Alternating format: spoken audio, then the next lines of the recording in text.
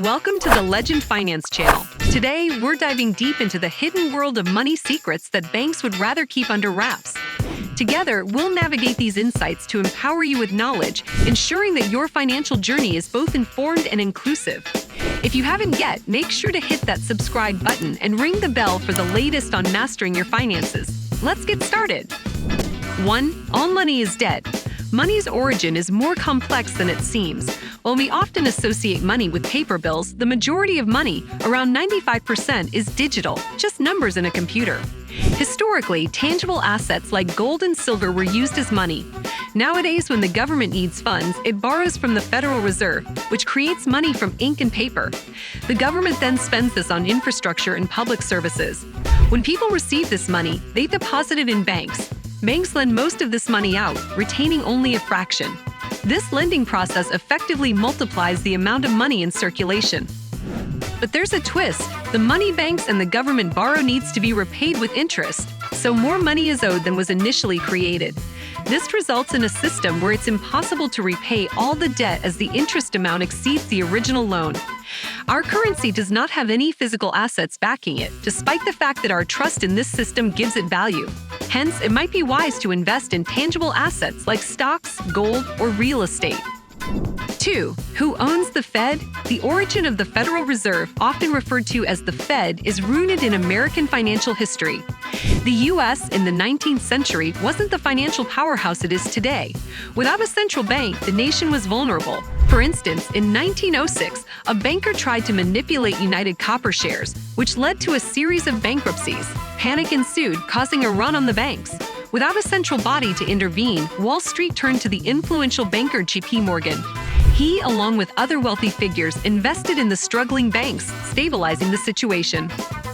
This event made it clear that the U.S. needed a central bank, but creating one was no simple task, given the conflicting interests of politicians, bankers, and the public.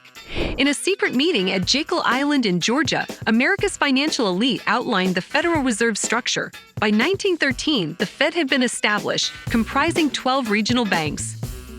Interestingly, the Fed isn't solely a government entity. Each member bank holds a stake in their regional Federal Reserve Bank.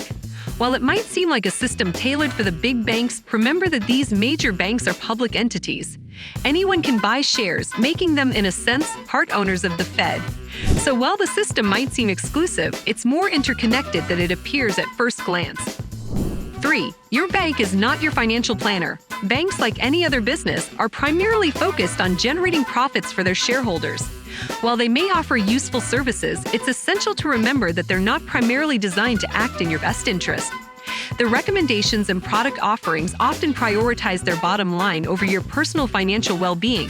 While bank representatives may seem helpful and professional, it's crucial to approach their advice critically.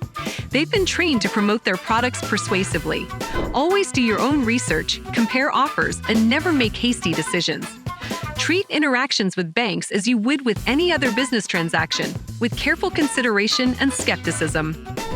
4. The wealthier you are, the less banks will charge you.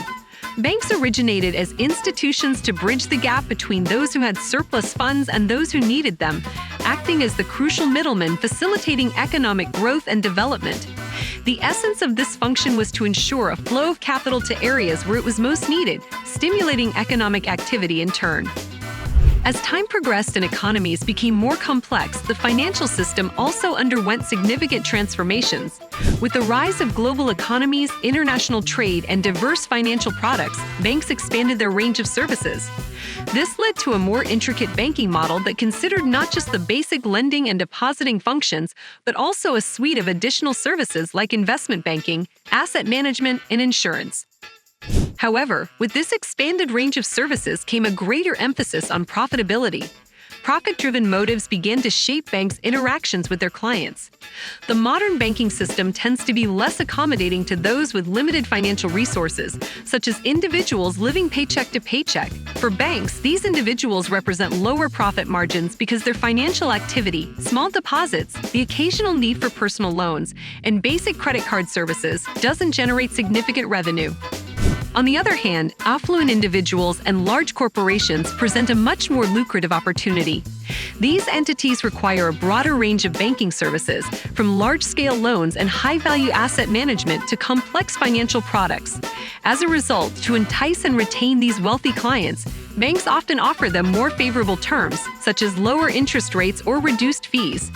This is evident in scenarios like mortgage lending, where billionaires might receive significantly lower rates compared to the average consumer. 5. A bank is a place to park your money and invest. Banks have evolved significantly over time, and their roles in our lives have shifted in tandem with broader economic and financial trends. In the past, banks were often viewed as reliable avenues for investment due to the attractive interest rates they provided on deposits. However, in the current low-interest environment, relying on traditional bank products for investment gains has become less feasible. Historically, lending money was a cornerstone of banking, and it was lucrative due to the interest that borrowers paid on loans. Interest rates on deposits were also higher, providing savers with a decent return on their money. But in today's age of fiat currency, where money isn't backed by tangible assets like gold or silver, its intrinsic value becomes more abstract. Coupled with central bank policies, which have frequently aimed at keeping interest rates low to stimulate economic activity, the traditional bank deposit's appeal as an investment tool has waned. But this doesn't mean banks no longer have a role in our financial lives. They still serve as vital institutions for managing and safeguarding our money, facilitating payments, lending, and other essential services. Rather than viewing banks solely as investment avenues, it's more apt to see them as utilities that facilitate our daily financial activities. For those determined to integrate banking into their investment strategy, another avenue has emerged: bank stocks. Investing in bank stocks can be an effective way to potentially gain exposure to the financial sector's growth without relying on meager deposit interest rates. For instance, well-established institutions like Goldman Sachs not only provide dividend yields that can exceed traditional deposit rates, but shareholders also stand to benefit from stock appreciation. Plus, owning shares means you're not just a customer of the bank, you're a part owner. Wow, what a journey we have taken together today, uncovering those closely guarded financial secrets. This has been quite the adventure. Knowing that we have the ability to confidently navigate the complex world of finance with the appropriate knowledge is an empowering realization. Keep in mind that it is not enough to simply rely on what the banks tell you. You need to arm yourself with the knowledge and resources necessary to make decisions that are based on fact. If you found today's content to be helpful, please give us a thumbs up and think about sharing this video with friends and family, because knowledge is a gift that is better when it is shared, especially when it relates to our finances. And if you are not already a part of our Legend Finance community, make sure to hit that subscribe button so that you do not miss out on more enlightening content just like this. As a final piece of advice, as you continue on your path to achieving your financial goals, always keep this in mind. Each decision you make determines your future financial state, so you should strive to make the most of every opportunity. And no matter where your journey takes you, always stay legendary. Until next time.